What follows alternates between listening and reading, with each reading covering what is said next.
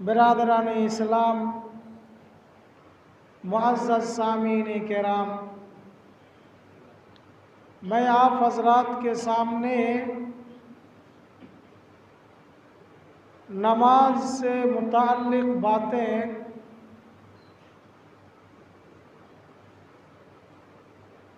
पेश किया था। आज उसी कड़ी को आगे बढ़ाते हुए चंद चीज़ें पेश करूँगा जो अमूमन लोग जानबूझकर या अनजाने में गलत कर जाते हैं। मसलन आज़ान और इक़ामत के माबैन जो वक्फ़ा होता है, आज़ान होने के बाद जब तक कि वक्त ना हो जावे वो दुआ की कबूलियत की घड़ी होती है। एक बंदा मोमिन जब अल्लाह के यहाँ दुआ की दरख्वास्त करता है या दुआ करता है, उसके लिए मखसूस घड़ी है, वक्त है। उन मखसूस घड़ी में से आज़ान और इक़ामत के माबैन बीच में जो वक्फ़ा होता है वो दुआ की कबूलियत की घड़ी है। हम में से बाज़ हज़रात मस्जिद में आते हैं इबादत के लिए, लेकिन उस घड़ी की, उस मखसूस वक्त की कदर नहीं करते हैं, उसकी अहमियत को नहीं जानते हैं या जान कर के भी अनजान बन जाते हैं।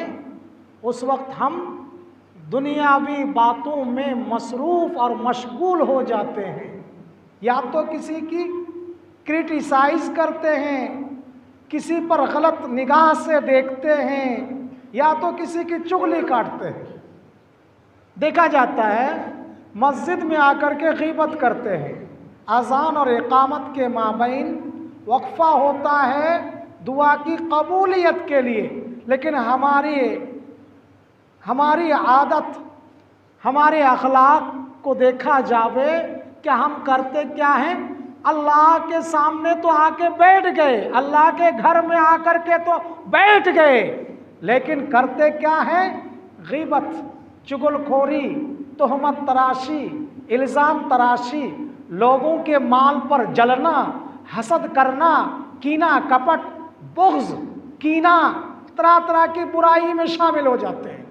दूसरे लोग भी उसके दिल में नहीं था, कान में डालते हैं एगलाई करे बेड़े छे, एगलाई करछे, एरकमी करछे, दूसरे के टोह में पड़ना।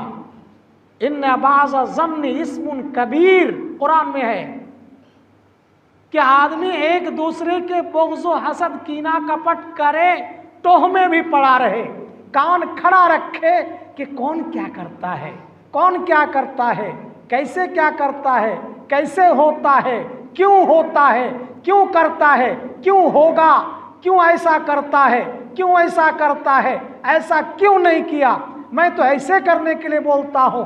ये मामला आदमी का रहता है। वक्त है दुआ की कबूलियत का कि आज़ान और इक़ामत के बीच आदमी जब मस्जिद में आवे तो एकदम एक सुई हो करके बैठ जावे। जहाँ उसको जगह मिले, जगह जहाँ उनको मिल जावे, उस जगह पे बैठकर 2 रकात अगर सुन्नत है तो सुन्नत पढ़ लें, अगर सुन्नत नहीं है तो नवाफिल तहियतुल मस्जिद ज़रूर पढ़ लिया करें। बैठने के बाद अपने गुनाहों को याद करें, अपने नेकियों को भी सामने रखें, कहीं ऐसा तो ना हो क़यामत के रोज़ चंद लोगों को हाजिर किया जाएगा जिसका जहन्नम और जन्नत के ताल्लुक़ से नेकियां कम पड़ जावेंगी। एक नेकी की वजह से या एक गुनाह की वजह से आदमी एक नेकी कम पड़ जावे तो जहन्नमी, एक नेकी बेसी हो जावे, ज़्यादा हो जावे तो ठीक है, लेकिन जन्नत के दरवाजे से मुंह के बल घसीटते हुए जन्नत जहन्नम में रसीद कर दिया जावे, पहुंचा दिया जावे। ये कितनी अजब बात होगी इस्लामी भाइयों। इसलिए हम और आप चंद चीज़ें जान करके भी मस्जिद में आते हैं इबादत के लिए, अल्लाह को राज़ी करने के लिए, अल्लाह को खुश करने के लिए, लेकिन उल्टे पाँव जब जाते हैं कुछ लेके नहीं जाते हैं। ऐसे लोगों के बारे में कुरान ही में है, क्या अपने मुर्दार भाई के गोश्त को नोच के खाना पसंद करेगा? जो गीबत करता है, चुगली करता है, टोह में पड़ा रहता है, लोगों को खुद बदजन होता है, लोगों को भी बदजन करता है, खुद खराब सोचता है, दूसरों को भी खराब करवाता है, ऐसे लोगों के लिए खराबी है, वैल है, अल्लाह के यहाँ फटकार है, अल्लाह के यहाँ बहुत तरह की सज़ाएँ उनके ऊपर सज़ाएँ अल्लाह ताला ने मुकर्रर कर रखी है।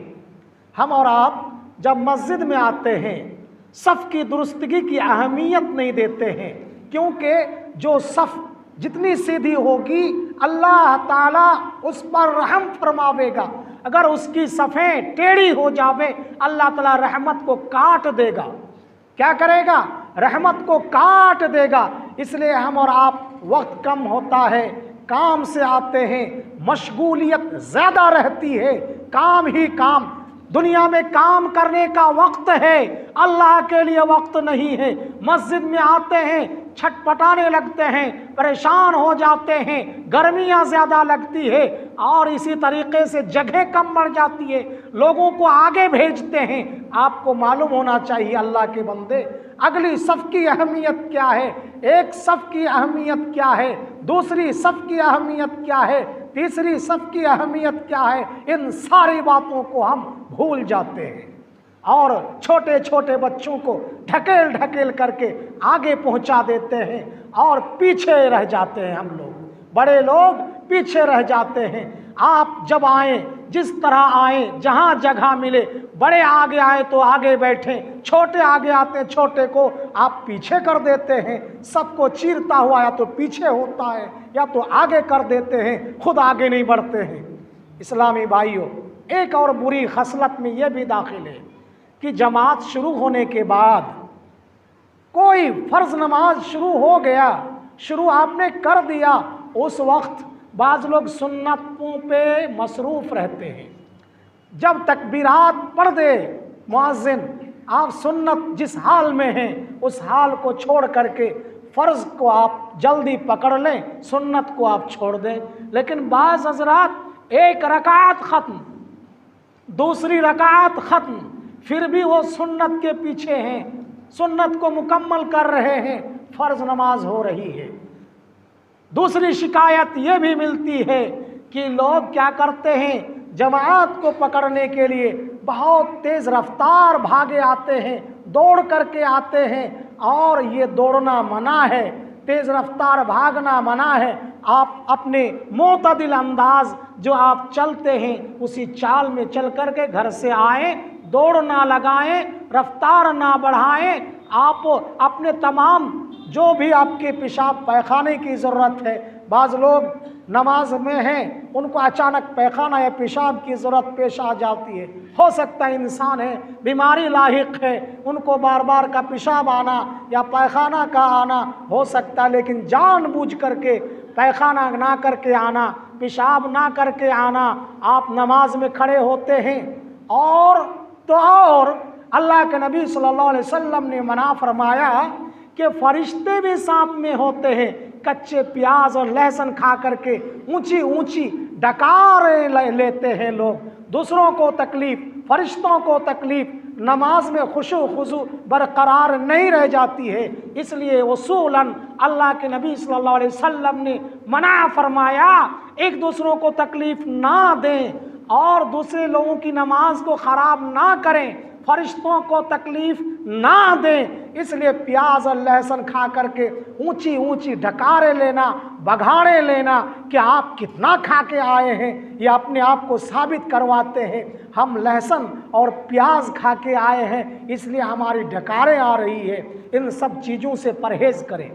और सजदा की पोजीशन में जब हम आते हैं वहाँ भी गलत करते हैं। 7 आज़ा में, 7 जिस्म के हिस्से में आपके सजदे होंगे। लेकिन बाज़ हजरात जानवरों की तरह से अपने हाथ को बिछा देते हैं, जानवरों की तरह से, जैसे जानवर बैठता है या इसी तरीके से चौपाए बैठते हैं, उस अंदाज से आप अपने हाथ को बिछा देते हैं। ये सजदे के जो उसूल हैं, शरायत हैं, उन शरायत में दाखिल नहीं है कि जानवरों की तरह अपने हाथ को बिछाएं। 7 आज़ा में, 7 हिस्से में आपके सजदे होंगे। पेशानी के बल, पेशानी और नाक के बल एक हिस्सा हो गया, एक हिस्सा हाथ हो गया, दोनों हाथ, 2 हो गए, तीसरा हिस्सा 2 हो गए, 3 हो गया। इसी तरीके से घुटना आपका 3 2 5 हो गया। इसी तरीके से आपका 7 में से पैर की उंगलियां किबला रुख होंगे, खड़े रहेंगे, लेकिन उसके रुख उंगलियों का रुख किबले की तरफ होगी। आप जब सजदे की पोजीशन में जाते हैं, बवासीर वाले, उनकी बवासीर ठीक हो जाया करती है, समझ रहे हैं बातों को। तो 7 हिस्से में आपके सजदे होंगे। दोनों पैर की उंगलियां किधर रहेंगी? घुटने किबला रुख, जिस तरफ रुख करके आप नमाज पढ़ते हैं, मुंह करके नमाज पढ़ते हैं, आपकी उंगलियां किबले के रुख रहेंगी। घुटने और आपकी हथेलियां रहेंगी, और नाक और पेशानी, ये 7 हिस्से में आपके सजदे होंगे। इन 7 हिस्से के अलावा अगर कोई स्टाइल लेते हैं या स्टाइल मारते हैं तो ये आपके सजदे की शक्ल नहीं होगी, अल्लाह को कबूल नहीं है ऐसे सजदों की। इसलिए हमारा आप अगर जानकार नहीं है, जानकारियां लेनी चाहिए। यूं ही वक्त को गुजारी के लिए, यूं ही दिखावे के लिए आप मस्जिद में आते हैं कि आप जानते हैं कि जुमे की नमाज होती है इसलिए आ गए, ये समझ रहे हैं। ऐसा नहीं होनी चाहिए। इसी तरीके से औरत और मर्द की नमाज में कोई फ़र्क नहीं है, इल्ला ये कि औरतों के लिए मर्द अगर हैं तो मर्द ही इमाम होंगे, औरतें सबसे पीछे सब में होंगी, पर्दे के साथ औरतें पीछे होंगी सबसे ज़्यादा, और मर्द ही इमाम होंगे। लेकिन औरत मर्द की इमामत नहीं कर सकती है, यही फ़र्क है। और फ़र्क में ये भी दाखिल है कि औरत का पर्दा नमाज की हालात में मर्दों की तरह नहीं है। आप टोपी लगाते हैं, वो अपनी ओढ़नियाँ और चादरें लपेट करके नमाज पढ़ेंगी। अगर उन चादरों में कमी रह जाती है तो उसकी नमाज की मुकम्मल कैफियत कंडीशन कबूल नहीं होगी। आप हजरात के सामने मैं एक चीज़ और बतला देता हूँ कि लोग अपनी तहमंद को, लुंगियों को नीचे घसीटते हुए जमात के साथ या अकेले नमाज पढ़ते हैं, तो अल्लाह ताला फरमाता है ऐसे लोगों की नमाज मुझे ज़रूरत नहीं है। ऐसे लोगों की तरफ अल्लाह देखता नहीं है, नज़र नहीं करता है। जिसकी लुंगियाँ क्या हो, घसीट रहा हो, तकब्बुर से घसीट करके वो नमाज पढ़ रहा हो, इसलिए ऐसे लोग नमाज के हालात में अपने कपड़े को टखनों से ऊपर रखें और ढीले ढाले कपड़े को पहने और बहुत चुस्त लिबास को ना पहने और कब्र की तरफ मुंह करके। आपको नमाज पढ़नी है किधर? किबले की तरफ मुंह करके, जिस तरफ खाना काबा है उसकी तरफ मुंह करके आपको नमाज पढ़नी है। लेकिन बाज़ लोग नमाज तो किबले की तरफ पढ़ते हैं। एक चंद और उयूब लोग नमाज की हालात में उंगलियां नोचते हैं, नाक पे हाथ डालते हैं और कपड़े को सीधे बार बार तय करने लगते हैं, कपड़े को सीधे करने लगते हैं, या कपड़े के दामन को बार बार सराहने लगते हैं, सीधा करने लगते हैं, या इसी तरीके से वो ऊपर की तरफ ताकते हैं। सजदे जहाँ आपको पड़ेंगे, सजदे की पेशानी आपकी जहाँ पर जिस ज़मीन पे लगेगी वहाँ पर गौर से देखना है। लेकिन आप लोग बहुत लोगों को देखे होंगे दाएं तरफ अपनी आँख को घुमाते हैं, बाएं तरफ ऊपर की तरफ ये गलत है। आप अपनी नमाज के वक्त अपनी आँख की नज़र को, अपनी नज़र को कहाँ रखेंगे? सजदे की जगह पर रखेंगे। आपका ध्यान किधर रहनी चाहिए? किबले की तरफ ध्यान रहनी चाहिए कि हम किबले की रुख करके नमाज पढ़ रहे हैं और किस वक्त की नमाज पढ़ रहे हैं। नीयत दिल के इरादे का नाम है। आप जिस वक्त की नमाज पढ़ रहे हैं, दिल का इरादा हो गया मैं फला वक्त की नमाज अदा कर रहा हूँ, नीयत दिल के इरादे का नाम है, इसलिए नीयत आप कर लेते हैं। और बाज़ लोग रुकू की पोजीशन में आते हैं, मुकम्मल पीठ को सीधी नहीं करते हैं, यूँ ही फॉर्मेलिटी निभाते हैं और वो इतने काहिल और सुस्त नज़र आते हैं।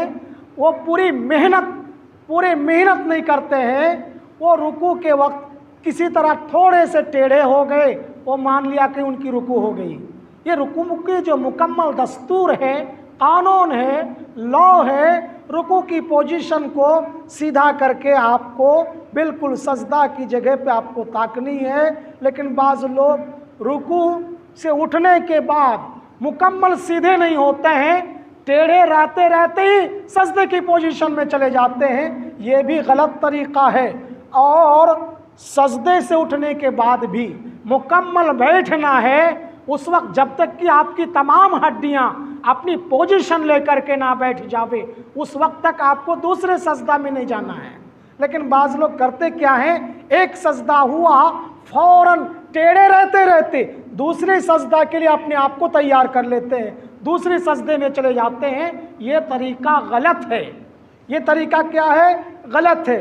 एक चीज़ और लोग करते हैं, वाइल बिन हुज्र रावी है, अल्लाह के नबी सल्लल्लाहु अलैहि वसल्लम ने इरशाद फरमाया, शहादत की उंगलियों को ये जो आप दिशा देते हैं, हिलाते हैं, सिर्फ अशहदु अल्ला इलाहा इल्लल्लाह व अशहदु अन्ना मुहम्मदन अब्दुहु व रसूलुहु की जगह करते हैं। ये मुतय्यन डिफिनेंस और पूरे उसी जगह को नहीं कहा गया है। पूरे के पूरे तशहुद जब तक आप पढ़ेंगे, मिनल महसमी वल मगरम तक, दुआए तशहुद से लेकर के आप आखिर तक अपनी शहादत की उंगलियों को हिलाते रहें। ये तरीक़ा है। बाज़ लोग एक जगह को मुतय्यन कर लेते हैं ओनली फॉर अशहदु अल्ला इलाहा इल्लल्लाह के मकाम पर। ये गलत है। इसलिए हमारा आपको चाहिए पूरी की पूरी, जब तक हम कादा में बैठे, जलसाए इस्तिराहत में बैठे हैं, सलाम के लिए बैठे हैं, जब तक कि सलाम फेरने की दुआओं को मुकम्मल ना कर लें, अपनी शहादत की उंगलियों को हिलाते रहें। और एक कंडीशन नमाज में गलत करते हैं क्या लोग? क्या करते हैं, सलाम फेरने के वक्त सबसे पहले तो हर चीज़ में इमाम की इक्तिदा ज़रूरी है। चाहे जो भी इमाम हो, एक सुतरा ले लेंगे, एक हाथ के बराबर कम अज़ कम सुतरा रखें। सुतरे के आगे से अगर कोई गुज़र जावे, कोई मुज़ायक़ा नहीं। अगर इमाम है उसके पीछे से आप गुज़र गए, सुतरा है तो कोई दिक्कत नहीं है। लोग बगैर सुतरे के नमाज पढ़ लेते हैं और इमाम की इक्तिदा नहीं करते हैं। इमाम से कबल आप आमीन नहीं कर सकते, इमाम से पहले रुकू में नहीं जा सकते, इमाम से पहले रुकू से उठ नहीं सकते, इमाम से पहले आप सजदा नहीं कर सकते, इमाम से पहले आप सलाम नहीं फेर सकते। सलाम की पोजीशन में करते क्या है लोग? बहुत देखा जाता है, सलाम आप जब फेरें, जिस तरीके से आप जलसा इस्तिराहत कादा में बैठे थे, सलाम के लिए दुआएं पढ़ रहे थे, उसी पोजीशन में बैठ करके मुंह घुमा दें। लेकिन बाज़ लोग इतने टेढ़े हो जाते हैं, पोजीशन बनाते हैं, वहाँ तक देखने के लिए टेढ़े होते हैं। टेढ़े होने की ज़रूरत नहीं है। आप सलाम की पोजीशन बनाएं, गर्दन को फेर दें दाएं तरफ इमाम के बाद, इमाम साहब सलाम फेरें, उसके बाद बाएं तरफ आप सलाम फेरें। अपनी पेशानियों को, अपने चेहरे को, अपने जिस्मों को झुकाने की ज़रूरत नहीं है, टेढ़े करने की ज़रूरत नहीं है। एक चीज़ और है, सलाम फेरने के बाद लोग इस कदर भागते हैं, लगता है उनको कोई मस्जिद से भगा रहा हो। सलाम फेरने के बाद जो अहम ज़िक्र अज़कार है उसको मुकम्मल करनी है। हाँ, आपको इमरजेंसी है तो आप चले जाएं, लेकिन सलाम फेरने के बाद जो दुआएं हैं अल्लाह अकबर, अस्तगफिरुल्लाह अस्तगफिरुल्लाह अस्तगफिरुल्लाह, अल्लाह मंतस्सलाम मिनकस्सलाम, आयतल कुर्सी, अल्लाह ला मानिया, बहुत सारी दुआएं हैं। अल्लाह मगफिरली बिमा क़द्दमतु। इसी तरीके से ला इलाहा इल्लल्लाह वहदहु ला शरीका लहु लहुल मुल्कु व लहुल हम्द व हुवा अला कुल्लि शैइन क़दीर, ला हौला वला कुव्वता इल्ला बिल्लाह, ला इलाहा इल्लल्लाह व ला नअबुदु इल्ला इय्याह, लहुन निअमतु व लहुल फ़ज़्ल। नमाज के बाद भी दुआएं मुकम्मल आपको मुकम्मल करनी चाहिए। जो भी दुआएं हैं कि सलाम के बाद इमाम आपका नहीं है लेकिन खुद का आप हैं। इमाम तकबीर से लेकर के सलाम तक आपका इमाम इक्तिदा है, लेकिन नमाज की जो मुकम्मल कैटेगरी है, उसूल है, ज़ाब्ता है कि नमाज के जो भी अरकान के बाद दुआएं हैं उसको ज़रूर पढ़ लिया करें। भागे ना, अल्लाह के वास्ते भागे ना। इसलिए भागम भारी दुनिया की ये अलामत बन चुकी है। ये दुनिया मता और हिर्स के लिए पड़े हुए हैं। दुनिया तो आप बच के रहेंगे, दुनिया कमा के खाएंगे, दुनिया आपको खा जाएगी, ऐसी बात नहीं है। दुनिया आप कमा के खा सकते हैं, दुनिया आपको नहीं खावेगी। इसलिए आप और हम इतना ज़रूर करें, नमाज से पहले आते हैं तो तहियतुल मस्जिद पढ़ें। अल्लाह के नबी सल्लल्लाहु अलैहि वसल्लम खुतबा पेश कर रहे थे, एक सहाबी आए, बैठ गए। अल्लाह के नबी ने मिंबर से कहा, कुम फसल्ली रकातैन, खड़े हो जाओ और दो रकात नफल तहियतुल मस्जिद पढ़ो। इससे ये हदीस से ये साबित होती है, जुमा के दिन हो या और दिन हो, ज़रूर ब ज़रूर 2 रकात तहियतुल मस्जिद नफल कह के पढ़नी चाहिए। मैंने हदीस पढ़ी थी आपके सामने कि लोगों को कल क़यामत के रोज़ हिसाब किताब का जब मामला आवेगा, एक नेकी की कम होने की वजह से उनको जहन्नम उसको पहुंचा दिया जाएगा। इसलिए अभी से अगर हम एक एक नेकी को अनमोल जाने, कीमती जाने, अहमियत दें तो ज़रूर ब ज़रूर हमारे लिए जन्नत के दरवाज़े तक पहुंचना आसानी है। हम कठिनाई में नहीं पड़ेंगे, हमारे और आपके लिए मामला आसान हो जाएगा। हम और आप चाहेंगे तो आसान होगा, हम और आप चाहेंगे तो हमारे साथ मुश्किलात होगा।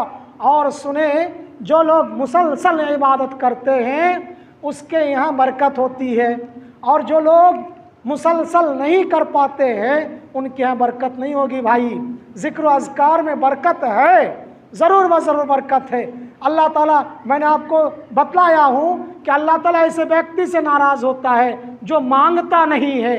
और आदमी से बार बार मांगिएगा तो आँख खन दही है 2 दिन हाल बहली, तीसरा दिन नहीं देगा, कोदल खन दही है तो 2 दिन तुकियर तिल्ली, दाव खन दही है 4 दिन 5 दिन तो दे देगा, लेकिन बार बार मांगने से हिचकिचाहट महसूस करेगा, उनको अच्छा नहीं लगेगा। बार बार सामान मांगने से दे तो देगा, लिहाज से शर्म के मारे दे तो देगा, लेकिन दिल से नहीं देगा। अल्लाह के यहाँ ये दस्तूर है, अल्लाह ना मांगने वाले बंदे पर नाराज़ होता है, ना खुश होता है। और मांगने के लिए सबसे बेहतरीन जगह मस्जिद है। मांगने के लिए सबसे बेहतरीन जगह क्या है? मस्जिद है। और सबसे, उमर फारूक फरमाते हैं, सबसे बुरी जगह बाज़ार है। इसलिए बाज़ार में तरह तरह की बुराइयां होती है, बाज़ार में तरह तरह के मेले लगते हैं, नुमाइश होती है, नज़र की गुनाह, ज़बान की गुनाह, इन तमाम अयूब से अपने आप को बचाने के लिए सबसे बेहतरीन जगह मस्जिद, सुकून की जगह मस्जिद, दुआ की कबूलियत की जगह मस्जिद। नमाज के कुछ वक्फे और कुछ जगह हैं दुआ की कबूलियत के लिए, जुमे के दिन, असर के बाद, इसी तरीके जब मिंबर से मेहराब तक नमाज पढ़ाने के लिए जब इमाम जावे, उस वक्त भी दुआ की कबूलियत की घड़ी है।